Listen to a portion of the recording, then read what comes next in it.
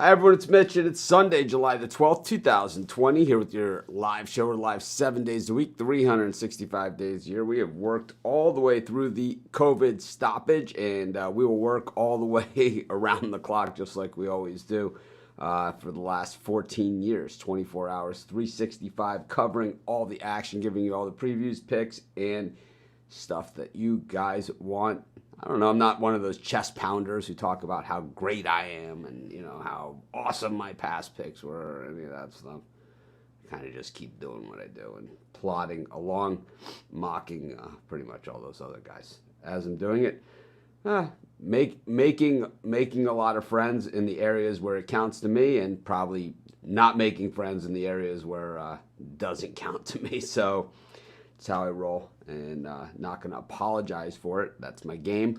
But anyways, we have a little bit of sports news going on. It's definitely not as heavy a day in sports as it was yesterday, but it's just a few things going on as the NBA players have arrived in Orlando. A lot of them have, most of them, and the bubble is open.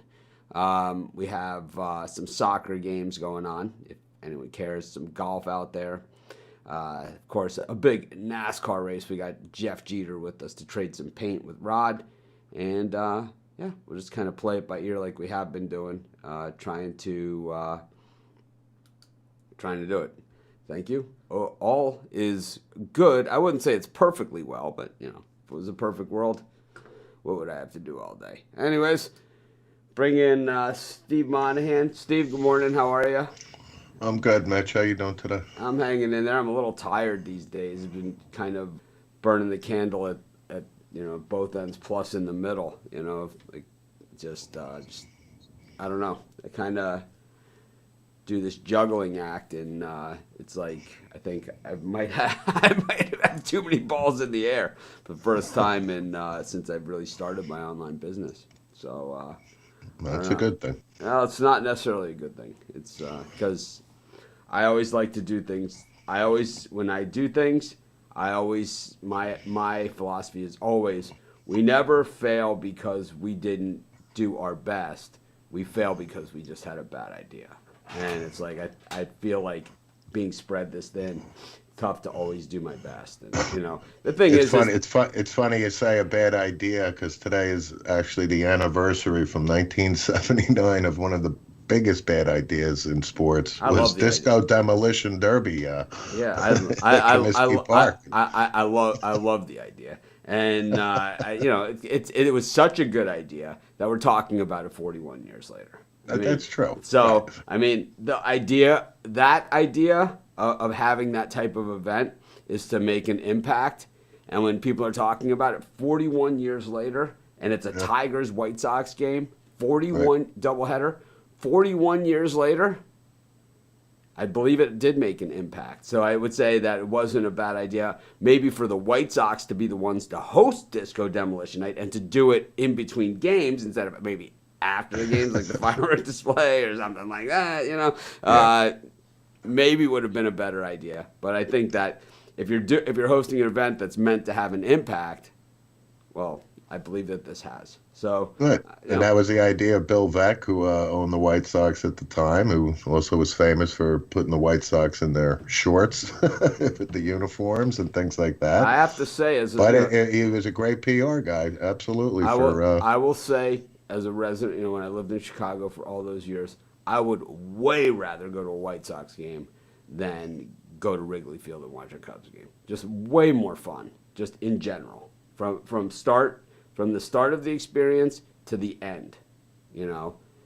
It's like, if you want an overpriced pretzel and, get bombed by seagulls in the seventh inning and all that other stuff, then you go to Wrigley Field. But it's like, if you want to go to a game and have a fun experience outside of everything that's going on the field, if you want to, the guys who are going to bring the T-shirt cannon, these are the type of ideas that come from people like that.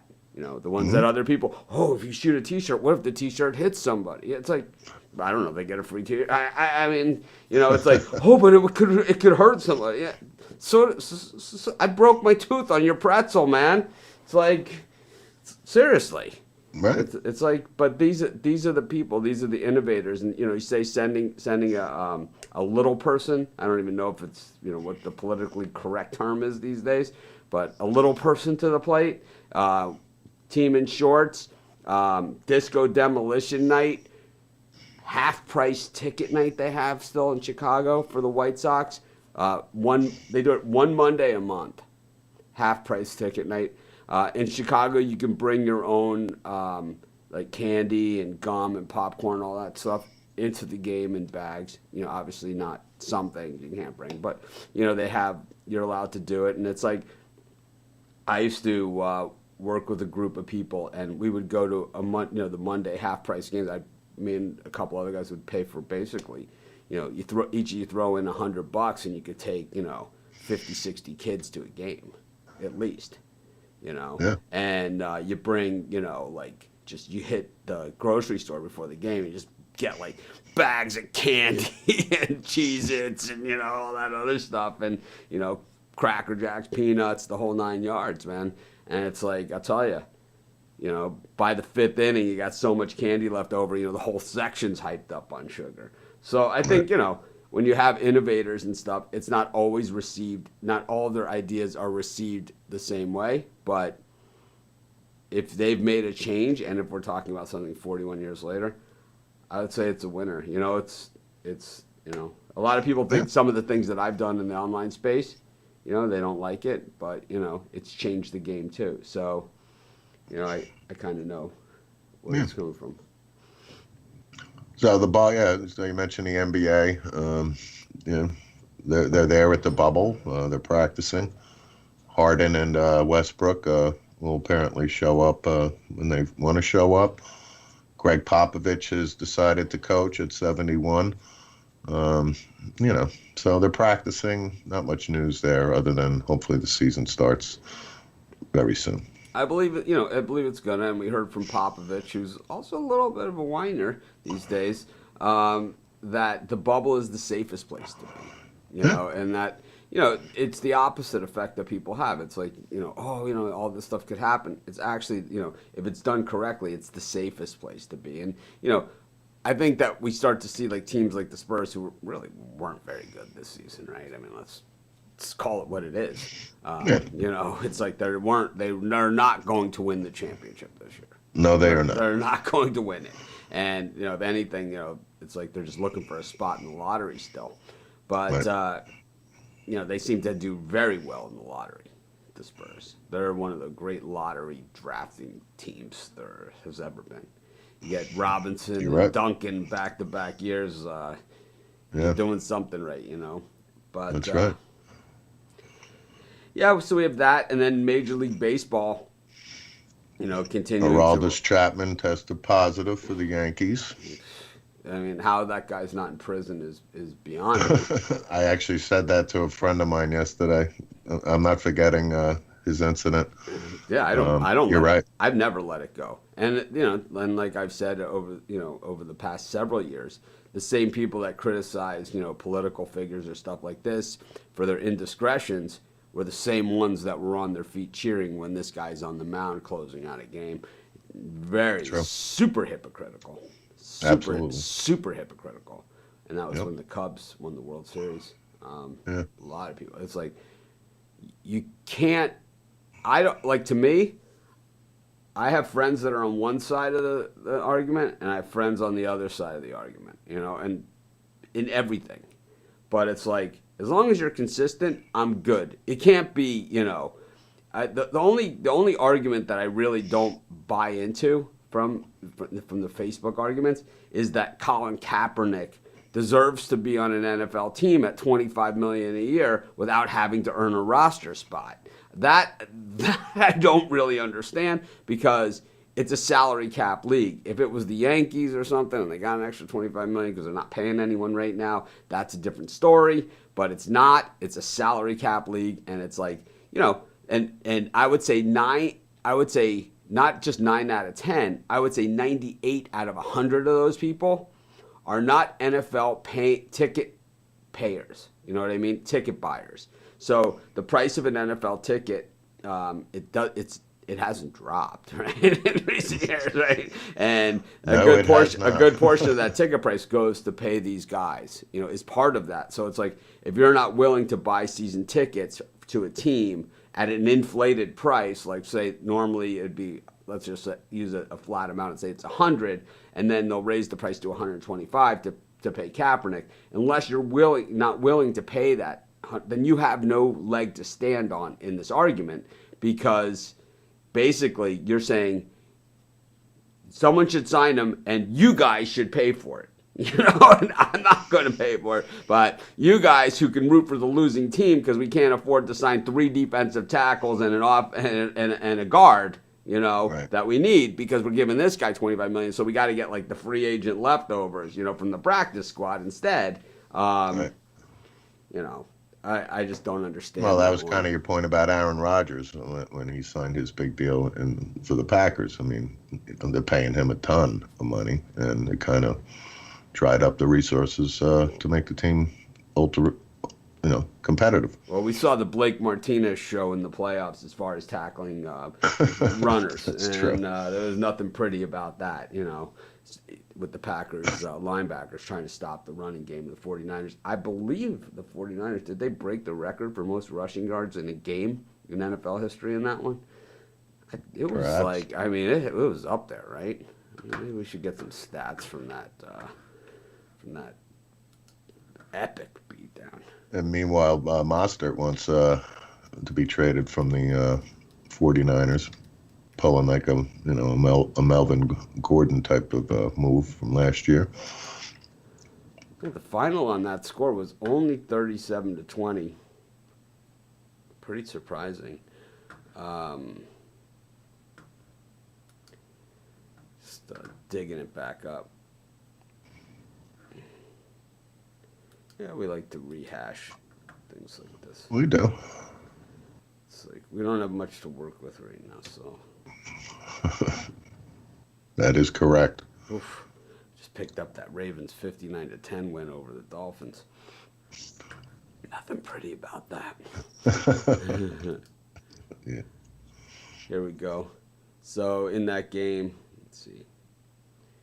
They love to give the individual stats. Let's just see. San Francisco rushing, receiving. So San Francisco rushing. Mostert ran for 220. Deebo Samuel had 2 carries for 43 yards. Tevin Coleman 6 carries, 21 yards. Matt Breida 1 carry for a deuce, and Jimmy Garoppolo 4 carries -1 yard. So 263. 84, 284, 286, 285. That's not going to do for a record, but let's just say 29 carries for 220 is a 7.6 average per clip. You only need 10 yards for a first down, 4 touchdowns. You do the math, And I always say, like, when the guys have those kind of numbers, like a 220-yard day or whatever, that they could have probably ran for 500, but the end zone kept getting in the way because he's got 4 touchdowns. Yeah. But the other NFL news I read was the Patriots settled financially with Antonio Brown. He was supposed to get $9 million. They only gave him $5 million. And the estate of Aaron Hernandez has finally how does this guy money from the Patriots. How is that a settlement? That he gets $5 million. Exactly. How is that a settlement? It's right. Like that you got taken. That was just like you got taken on that one. And Aaron Hernandez got how much for being a killer? But so now my guess is that in all future NFL contracts, it's going to say a ridiculous line. If you're a convicted serial killer, the contract is null and void. All guarantees. You know what? It's not funny, but no, it's exactly right. No, it's got, and you would think after the Ray Caruth thing that it would have already been in there. Yeah. Who in the hell's reading over the Patriot contract? We have trouble with the wording here on serial killer. But outside of that, it's really, nothing much is going on. Pitcher in Major League Baseball, Michael Kopech opted out on the White Sox. And yeah, we talked about it yesterday. Kopech had thrown 100 miles an hour in spring training. he is coming off of Tommy John Tommy surgery. John, so it's that like, does make is sense. it a tweak, or they're saying maybe it could be mental health issues? I don't like when teams publicly start to bring stuff like that up. I don't understand why they would do that, but Cooper probably like said it in passing, and someone jumped all over it, and that's what they do because there's nothing going on. There's nothing going on. So, and then it sounds like the SEC is going to go conference only too. It sounds like they're on the verge of making that announcement. So for college football and probably all sports. So, and the ACC is definitely going to follow suit too. All right. So that's all I got. All right. I'll bring in Jeff and Rod. We'll trade some paint, talk some NASCAR. Steve, we'll see you in a little bit. You bet. Rod, Jeff, good morning. How are you? Morning. Morning, good.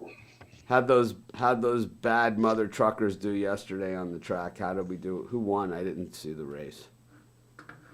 Sheldon Creed won the race yesterday. You're just making up Southern sounding names and putting them in the winner's circle in NASCAR. We know it. We've been down this road before. It's like you act like this is my first rodeo or something. Let's think of the most Southern name possible. It's like when Bobby Bowden had the stool on the sideline of the Florida State games when he had the injured leg. It's like no one's that Southern.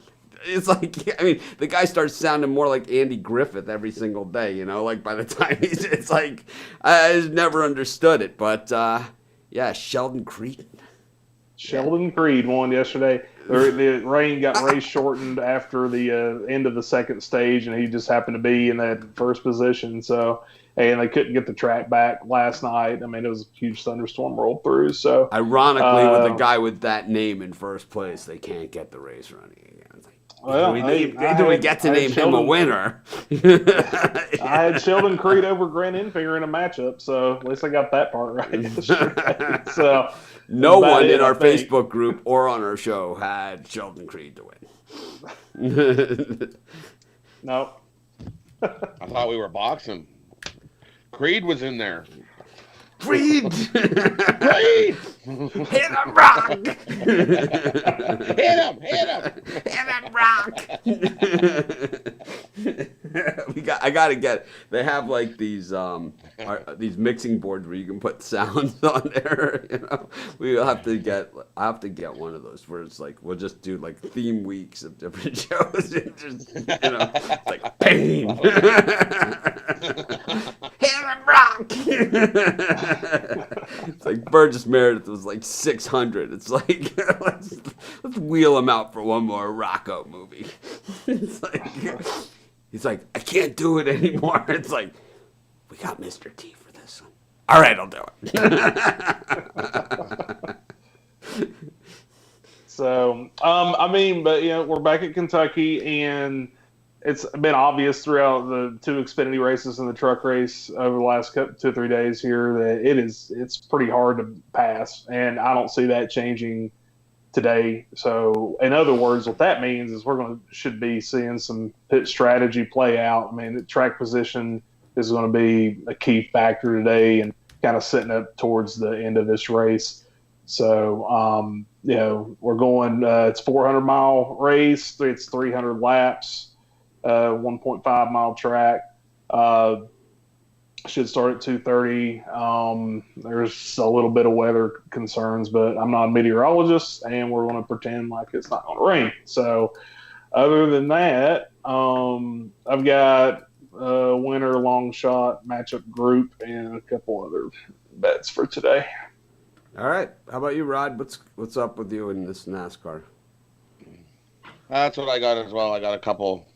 I got a winner, and I got a long shot winner, and then I got a couple top fives, a couple top threes, and one to win this group. I'll kick it off. For me, I'm a fade Harvick today.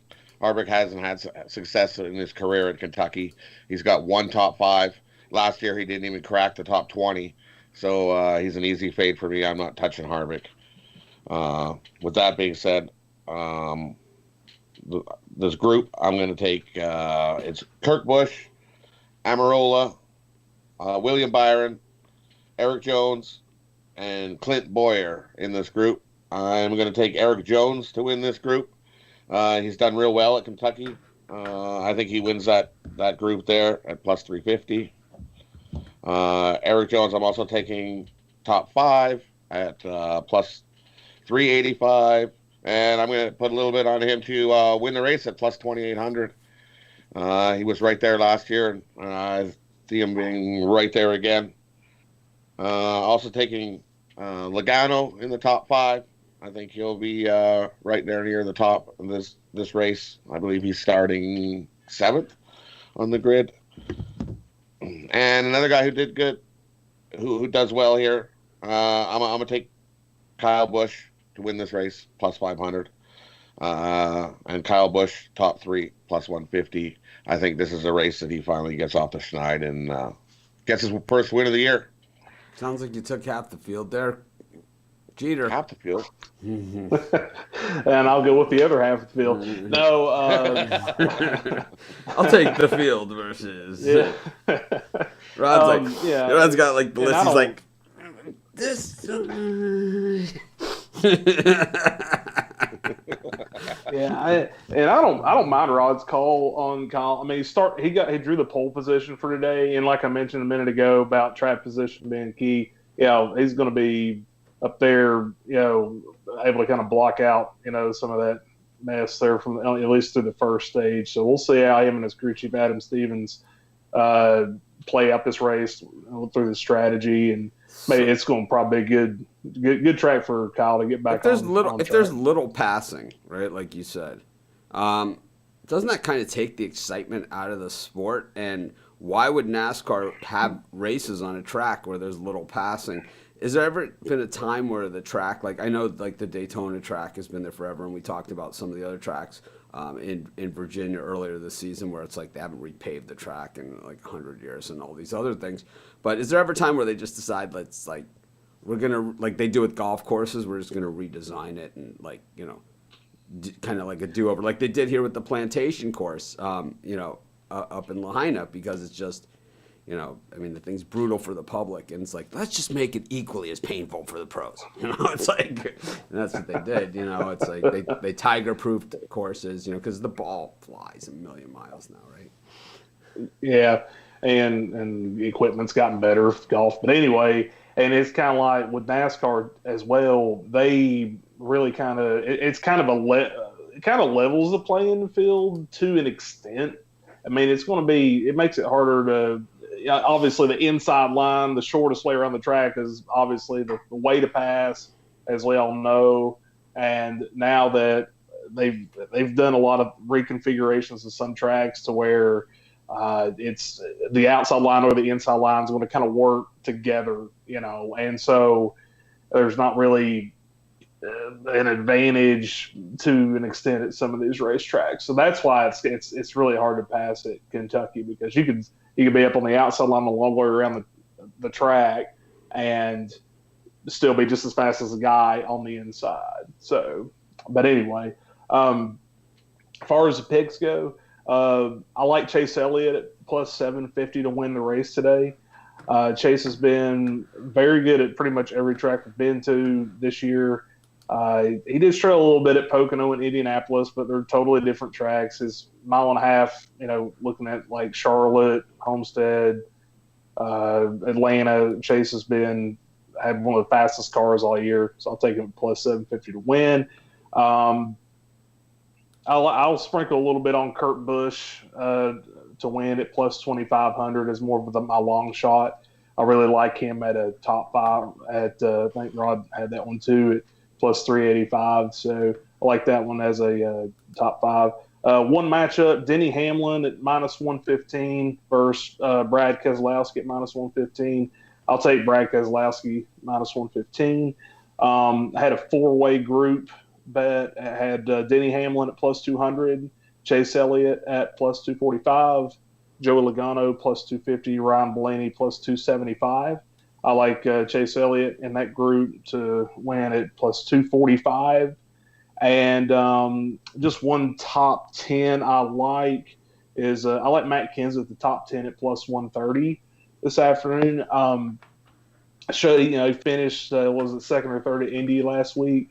Matt coming back from, this is his first time this year racing in this type of package. I mean, he's obviously raced a few races already, but I think he's starting to get his hands around I love setup. comments. I love comments like this. Throw your mortgage on Kyle Busch. How about if we throw your mortgage on Kyle Busch? Right? It's like, here, I'll tell you what to do with your money. It's like, and how much you should bet. What we'll do is we'll bet your mortgage on Kyle Busch, and this way, we could just spew, and and then of course we don't even have a picture, and we'll just never show it if we lose. How about that? It's like I don't understand it. I don't get it.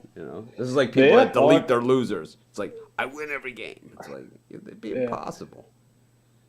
But I do. I like Matt Kenseth top 10 at plus 130. I think he's starting. This has been traditionally a good track for Kenseth, like over the years back when he was racing with Roush and Gibbs and all that good stuff. And I went back and looked, and he top 10 in about all the Kentucky races except for one when he was active there. But I think this will be a good opportunity for him. And I like Eric Jones with Rod at a top 5.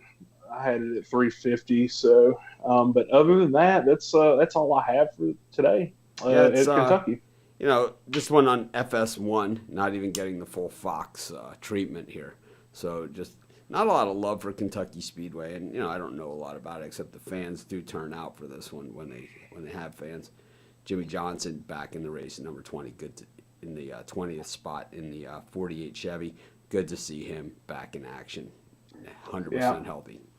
And just to your point, Mitch, I was going to say, I think it's kind of lost the ratings the last couple of years. I mean, just kind of looking back, I mean, we've had last year's race, I think only had like 4 cautions. So that tells me it went green like quite a bit of the way with 2 stage breaks in there. 2 of those cautions were related to that. So I think it was basically green, quite a bit. That doesn't necessarily mean it's going to be how it's going to go today, but doesn't that come down to that bring the pit crew into it more, like and the kind of the strategy into it? Oh yeah, it's kind of like a National League Baseball manager. You kind of have to really think things through as you go. How many tires you got, and when you're going to make these changes, because you make a change under green, we go to caution, and it's like you could lose the race. Yeah, you could, and it could be a 2-tire versus 4-tire stop. And it also could be, what lap do you pit? Do you split the stage up? Like, there's a lot of different strategies. So the 2 tires, they do it not front and back. It's left and right, right? Is how they do it. Yes, left and right. Which is odd, but, It's the pit crew has to be in sync the way, because you got to jack the car up. So you can only jack one side of the car up, so. And they find changing just changing left side of the tires doesn't give you the same momentum off the hop of just changing those tires. You have to break those tires in for some reason. All them left turns, I guess, just doesn't when they. It's not so. Yeah, good. the racing, it's a racing slick, so you have to it's made to grip with heat and friction, and so to really get it to perform like it's supposed to with maximum grip around the turns, it takes about 2 to 3 laps for the tires to get some heat in them, and they'll do their thing. But they lose that grip as they get longer into the run. So yeah, all right. And with your cautions, like they got the over under at 6.5. 6.5 yellow flaggies today, so I'd say under. I like the under there. That might be the best bet of the day. Yeah, I found 6.5. One shop under. One shop had 8.5. If you can shop around on it, you might kind of look at that one too. 8.5. Hammer that one if you find that one. Yeah, the price is probably a little different, I would imagine, but shop around a little bit on that. I'd go under. Shop around. Anyways, Jeff, we'll see you in just a little bit. We're going to bring in Chris to talk about some soccer and maybe a little bit of UFC commentary and recap from last night's fights on Fight Island. Chris, Jose Aldo, we talked about him last week. I've brought him up a couple times because anytime I've ever seen him, he loses. But he's always considered one of the best of the best. And once again last night, basically within an inch of his life there, 61, what did they say? 61, I forget what they call it, impact blows to 1. Significant strikes. Yeah, 61 significant strikes to 1 in the final round of that fight. I mean, I'm not a UFC aficionado, but I'm going to say that that's one-sided. I think a lot of that had to do with when Peter Yan was kind of pounding on him at the end of near the end of that fight. I mean, Rod and I were talking about it last night as the fight was going on. There should have been probably an earlier stoppage, and you see all the comments from all the fighters mid-fight saying "Stop the fight, stop the fight." I mean, we give the refs crap because they let the fight go too long, and then they stop it too early, and the commentary was saying he was intelligently defending himself because he was moving around trying to make an effort to get back into the fight, and it's subjective, and it's but last night I think that fight should have been stopped a little bit earlier than it was. Yeah, because he would Aldo was never going to submit. He's too much of a proud fighter to he would submit. So he would have had to knock him out. He would have had to been out sleepy before that fight would have been stopped. But they should have stopped it way sooner. He's oozing all over the place. Yeah. And I don't know, just covering your ear hole really count as protecting yourself? Yeah. So we have Max Holloway, losing now his third time in 4 fights. Most people that have talked about this fight that I've heard say he didn't lose. And do you get a trilogy? Well, I mean, if you're the winner, do you get a trilogy after you've won the first 2? I mean, that's they don't generally grant that third fight, especially when it has been fights like this. You don't want to. Why would you fight Max Holloway when you can grab one of these guys on UFC on ESPN 16, type guys? Because it's like, you fight Max Holloway 2-3 times in a row. How much you gonna have left in the tank? To me, he what I see, and he did win the first 3 rounds, but he took the foot off the gas. Why? He let Buddy come back. Buddy totally dominated round 4 and 5. Yeah, and round 1 and 2 were definitely Holloway by far. The third round, it was a lot closer than what people think it was. Significant strikes, I think, were only 2 difference between the 2 guys. And this is why we always say you don't leave it to the judges' scorecards. Mitch, I messaged you late last night. I said, we're talking about it. He said, combat sports are some of the worst sports. Some of the worst sports judging out there. And what? I honestly believe that I've seen some of the worst decisions in when they go to these judges, and it always has nothing to do with who won the fight. It has something to do with the promotion of later events, and it's and that's really what it comes down to. It's like, I believe that Pacquiao Bradley won was given to Bradley mainly because they didn't even want to negotiate with Mayweather. So they said, if we let Bradley beat Pacquiao here, regardless of what actually happens in the fight, and we give the decision to Bradley, if it goes to a decision, then we have an automatic rematch. If Pacquiao wins the rematch, then it's 1-1. Now we got a trilogy. We could box Mayweather out for 2 years. And that's exactly what they did. And we've seen it time and time and time again, in boxing. We see it time and time and time again because they don't want to negotiate with these guys. My guess is Max Holloway later on he is in the later part of his career. He still definitely has something left in the tank. Losing to the opponent that he faced, there's no shame in that. It's like, he's lost 3 of his last 4. Look at who he's fought, right? I mean, that's the other side of this thing, and he could fight, the bum a month. Any day of the week, right, and take care of business on a regular basis. But I think that, my guess is that the other guy's probably an easier negotiation, and it's like he's going to get the benefit of the doubt. And I mean, something that I didn't even know looking into, I was just noticing it in the tail of the tape last night. Max Holloway is only 28 years old. He's still got a lot of time left when you compare it to some of these guys who are still fighting into their 40s. I mean, it's not like Max Holloway got destroyed either. He was right in that fight, and it's like we said, a lot of people saw Holloway winning that fight, which is why I think there will be a trilogy. I mean, I think there will be a third fight between these two. Always tough when the same guy has won the first two to get that. Yeah. Always is tough. It is, yeah. Very, very tough. There was another. The other fight was the Humagulov, the one that I couldn't.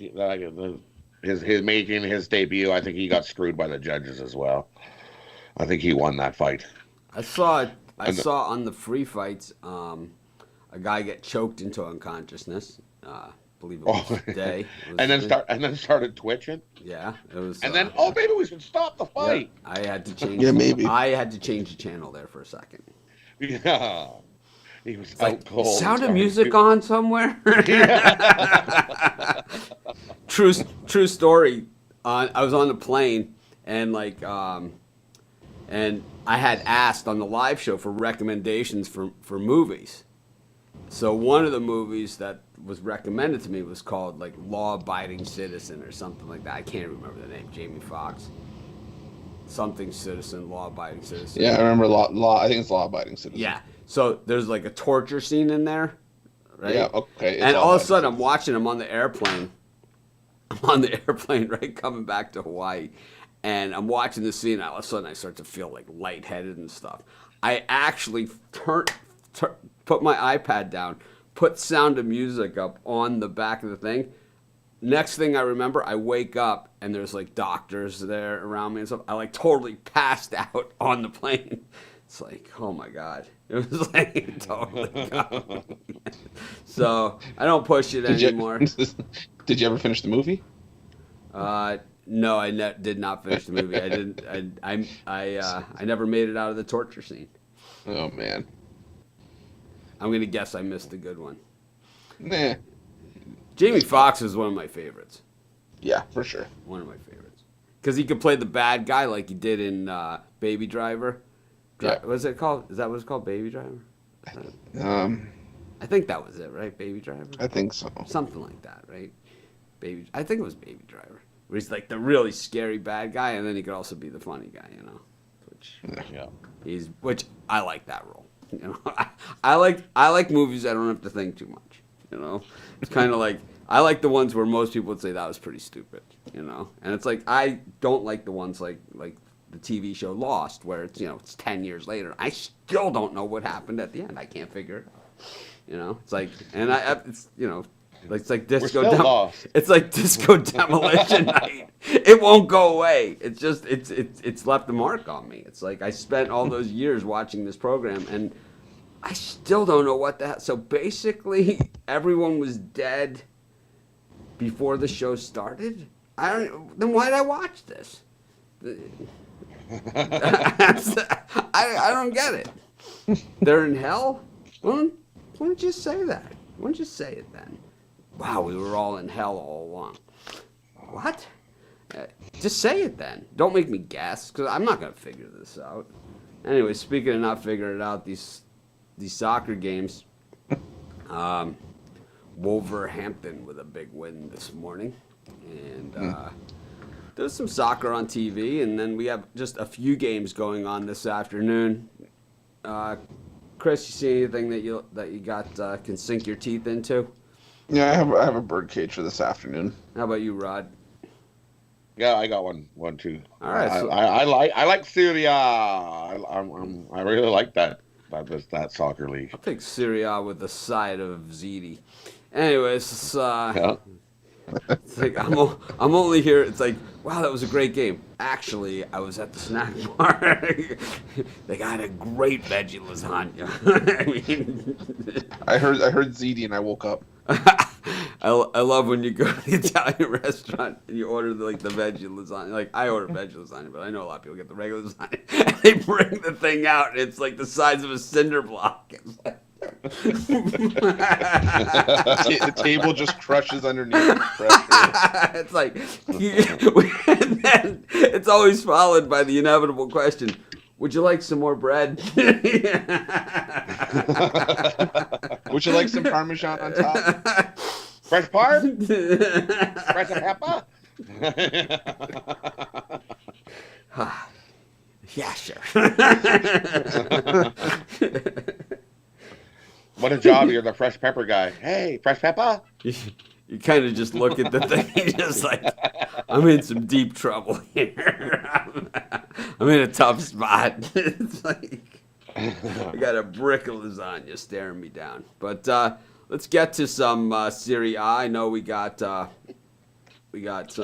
big stuff. Chris, what are your games in across the board or Serie A? Yeah, well? mine are across the board. I got one in each league. All right, who do you got in the Premier League today? So Premier League, I'm gonna go with Leicester City on the money line minus 140. A very popular pick today. Yeah.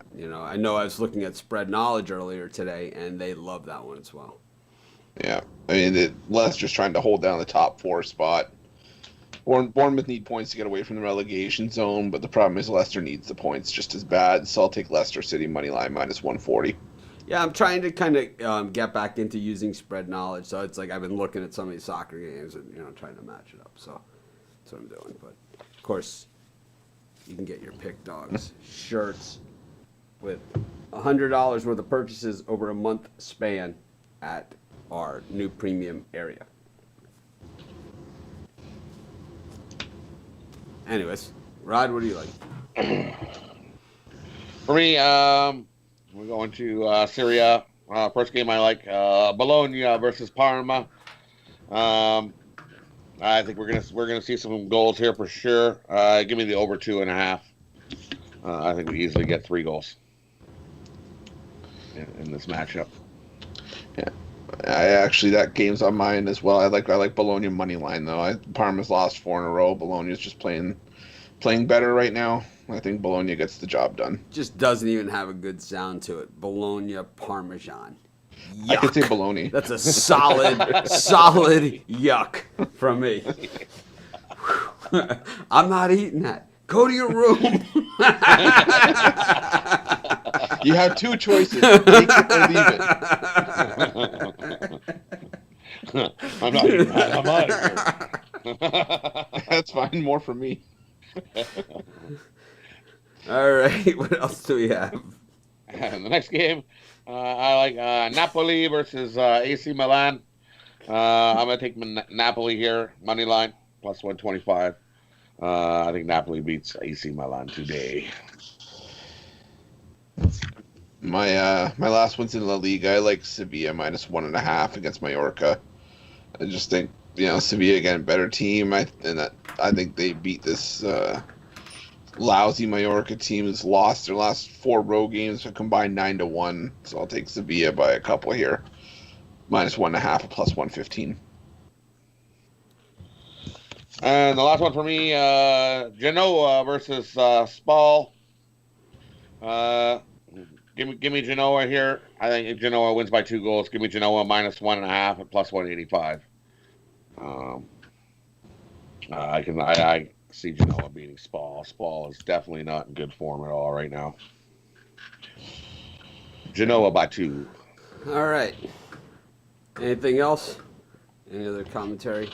So I'll just recap. So I got Leicester City money line minus 140, Bologna money line at plus 130, and Sevilla minus 1.5 plus 115. So you got to give you about plus 750. So you got to lay some wood if you want to see any value basically in these games today.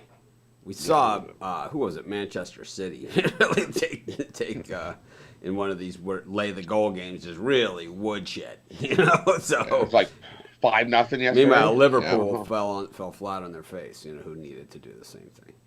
But anyways, Rod, want to recap yours real quick? Bologna versus Parma. Over 2.5 goals, minus 125. Napoli versus AC Milan. Take Napoli money line, plus 125. Genoa versus Spal. I'm taking Genoa minus 1.5 at plus 185. All right. Parlay those up, and you get a nice plus 1,000. All right, we got everyone back with us. Jeff, we got a question. I got it in my email, which I don't know why they didn't ask the question on the screen. Like they get special, like they're going to get a better answer. It's like it's easier for me to answer one-off questions as opposed to answering the same question for everyone. So when you're giving out your lines, are you using a U.S.-facing sports book on your matchups? Yeah, mostly. So Mostly, like a DraftKings I or use something? the U.S. base, yeah. Like, so where are you getting your matchup odds? Someone's asking this. Some of the best ones I usually find are, if they're out, are usually DraftKings Sportsbook has theirs out all the time. There's a few other spots that are not really as consistent with the matchups, but so DraftKings is. We have an odds page now on our website, and on the odds page, regardless of what sport it is, at the very top, under each sports book, we have a special offer, like, a deposit bonus or something like that. So if you're looking at different sports books that are legal in your state or whatever, you can go to that page and it will have them across the top. Some of the pages are kind of wonky. You have to kind of scroll them and stuff to get to all the sports books, and there's really no indication that you have to do that. These are all discussions that I have with people that drive them up the wall. Speaking about driving people up the wall, Ruflo, what do you got? So I just had a couple NASCAR picks to throw in as well. So I'm just going to go three winners and 3 top 5s. I like Brad Keselowski to win at plus 800 and 3 wins at Kentucky. And top 5 plus 150. He's finished 5th in 6 of his 9 career races there. I like Denny Hamlin at plus 650. 4 wins in the current series and plus 120 in the top 5 with 9 top 5s in his last 16 starts. And my long shot, Eric Almirola, plus 2,800, and top 5 at plus 400. He's finished 5th or better in each of his last 5 races. I think he's worth a shot based on the value. All right. We got Rod. For me, I'll be also tuning into the basketball tournament today. It's the semifinals. I would give you some picks, but I can't find any lines out on this the basketball tournament yet. I still don't see any lines. When the lines do come out, Ruflo usually can find those, but I'm checking right now. They might not be out yet. He's checking. Ruflo's excellent at finding lines to games that are tough to find lines on. He can do something right. See, there it is. I gave him a compliment. You heard it. Mark down the day. It's not food related. Anyways. So Rod, anything else here for the wrap up? Yeah, it'll when we do find some lines, I think this tournament's coming down to overseas elite versus the Golden Eagles alumni. I think that's who we're going to see in the final for sure. Those are the top 2 teams that are left by far. All right, left in this tournament. We go to Double J, Jeff Jeter. So this coming Wednesday, we will have NASCAR's All-Star event here at the Bristol Motor Speedway. I'm super pumped about that. And as I mentioned a couple previous shows, it's been the first time that a decent, number of fans are allowed in. They're saying they're allowing up to 30,000 fans. I'll be one of them, and I'm super pumped about it. I will say about the All-Star race in general, it is a really good opportunity to do some live betting. Reason I say that is because the first race they will have is the open race. That's the last chance qualifier to get in. That'll be at 7 p.m. And then after that, whoever qualifies for it will obviously get into the big event there at 8:30 on Wednesday night. It'll be kind of wide open. Just kind of look around on prices. Plus, keep in mind too, the way that the event works, they do some inversions of the field. So that's, let's say, look to live bet that one a little bit more than maybe just picking a winner. So, but other than that, that's all I've got for today. Steve. Yeah, I don't know. Once the Corona hit, maybe a month into it, I mentioned D. Filippi's Bakery up in Monticello, New York, doing this cooking through COVID GoFundMe page. So, like James Brown being the hardest man working in show business moniker, Mitch Wilson being the hardest man working in the sports handicapping business, and Carmela Foglia is by far the hardest working woman in the bakery business. So they're being recognized. They're getting grants from New York State. Again, her mission was to help the frontline workers and families in need of assistance during the coronavirus. So if anybody wants to, look at it, you just go to DeFilippis, DeFilippis Bakery. Find them, Facebook, Google, whatever you want, and there'll be a GoFundMe page. But I just wanted to give an update, acknowledge her for her great work in the community, and she's being recognized as well by, Chamber of Commerce's and all that stuff. So I just wanted to say thank you and keep up the good work. Thanks, Carmela, for all your hard work. One of the great public speakers, historians, and scholars of the world is speaking again. And, of course, that's LeBron James, who talked about how for the first time since he's 10 years old, he's been able to really spend time with his family and, really get some quality time with them and make up for a lot of the time that he's lost because he's dedicated his life to playing basketball. Why this guy can't just stop the sentence right there and get it right, well, that's what makes him LeBron James. Because, of course, he's got to throw in, as I become one of the greatest, if not the greatest, basketball player of all time. Let me take the guesswork out of it. If that's your goal and that's what you're shooting for and that's where you think you're headed when it's all said and done, the answer is no, you're not the greatest of all time. And as a matter of fact, I don't even really have you in the top 5.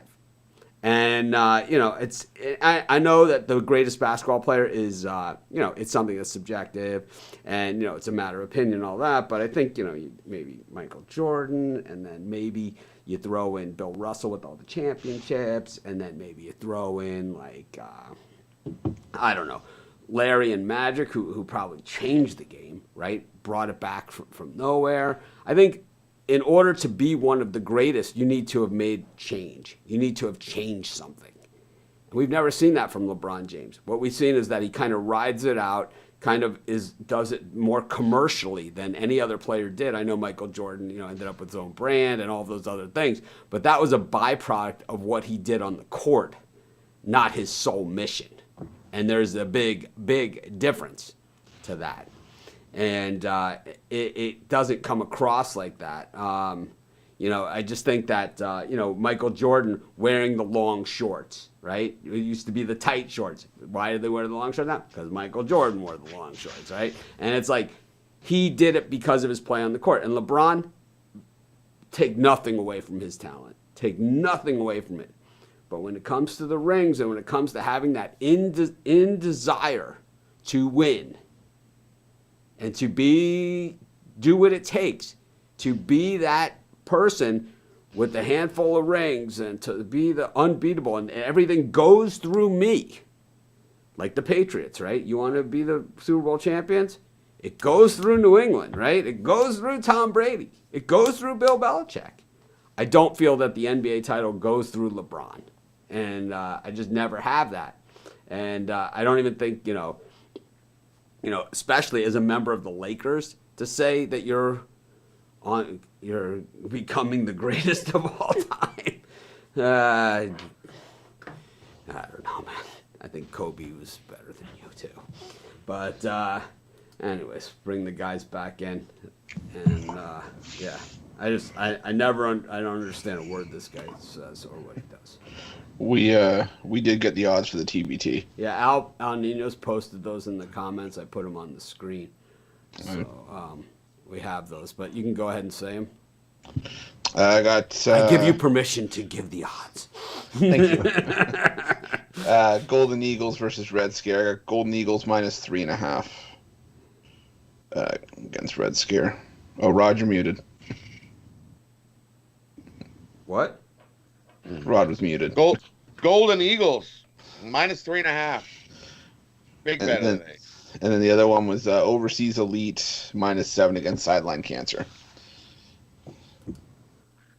I believe that LeBron James is a great player, and I do believe that he's in the discussion in that 7 to 10 range. I just do not see him in the Michael Jordan, Kareem Abdul-Jabbar, Bill Russell discussion. I don't see him there. I don't see him with Magic, and I don't see him with Kobe. I don't think he changed the game. I don't think he had the impact on the league that those guys did. I don't think he's carried the banner for the NBA. If anything else, when it was Magic and Larry or Michael, it was Michael and the rest of the NBA. It was Magic and Larry and the rest of the NBA. And Kareem, earlier in his career, it was Lou Alcindor and the rest of the NBA, and then it was Kareem Abdul-Jabbar and the rest of the NBA. But it was never LeBron James and the rest of the NBA. If anything else, it's LeBron James and the biggest cast of superstars the league has ever had. Right? If there was a Steph Curry coming up, or if there was a, anything of that like that, a Kawhi or a Freak, any of those guys, and it was Michael Jordan against those, he would come out and have his 75-point night against those guys and say, I'm taking him. And he wouldn't care if the guy was 10 feet tall, because that's what makes him the greatest, is that he rises to the occasion, he does the challenge, and he never says, it's load management night, I'll just take the night off. Anyways, and that's the difference, That's the difference. I mean, it is. All right, everyone, thanks for joining us. Tomorrow is Monday with Mitch. It'll just be me. I'll be shameless plugging my Pig Dog shirts. Got a ton of these left from March Madness. Kawhi is better than LeBron. Kawhi is single-handedly, he's been able to will his teams to win, I don't know if he's way better, but he's a better, more impactful player. LeBron James is a freak of nature, athletically. And we saw it when he really wants it. That what to me, what mystifies me about LeBron James is that we've seen when he really wants it, he can do it. That block in the NBA Finals in the last 2 minutes of the game won them the championship. But the thing is, he has the ability, he does that all the time. He does it all the time. But he has the ability to do it even more. And we don't see it from him, And we don't see the other players feeding off of that, off of him, like Michael, holding everybody accountable. And saying, you're better than this. It's like Michael wasn't asking guys to do things that they weren't capable of doing. He just wanted them to be the best that they could be and give me everything. Yeah, he didn't expect Steve Kerr to be him, but he expected Steve Kerr to be the best Steve Kerr he could be. And if not, I'm going to punch you in the face. And then we'll see how good you are. We'll see if you care.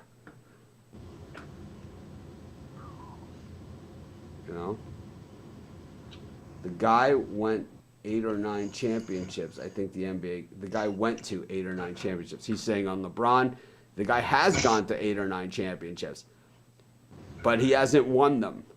I mean, you have to go through them to win the championship. And I would say that you haven't had to go through LeBron. You haven't. It's like he's just been the opponent, So would you say that the Harlem Globetrotters had to go through the Washington Generals to win? I mean, is that what you would say? Do you think that Tiger Woods had to go through Phil Mickelson to win? Or do you think Phil Mickelson had to go through Tiger Woods to win? There's a big difference. Had to go through Tiger Woods. There's a big difference. Do you think that, you think you have to go through Novak Djokovic or Roger Federer to win? Or do you think you have to go through, number 16 in the world? Andy Murray or something. Right, exactly. Yeah, I mean, Andre Agassi, great tennis player, right? Career Grand Slam guy, but I would say you have to go through Pete Sampras in that era to win, right? It's like, it is what it is. Like, you had to go through Bill Russell to win the championship, and you weren't going through him, So, it is what it is. Have a great day, everyone. I'll see you tomorrow for Monday at Mitch. We could have this, I agree. You have to get there to win it, but you have to win it to win it, too. it's like it's like no one, so would you say that the Dallas Cowboys had to go through the Buffalo Bills to win the Super Bowl those years? And, I don't think so, and that's just me. Maybe it's just the Brooklyn Dodgers, New York Yankees in the 50s. Yeah. Right? Did the Yankees have to go through the Dodgers, or the Dodgers have to go through the Yankees? I mean, it just, when you're the guy, do you think that the Warriors had to go through the Cavs, or the Cavs had to go through the Warriors? Right. That really was, and this is all opinion, This is all opinion, and as usual, I'm right. Have a great day, everyone. I'll see you guys tomorrow.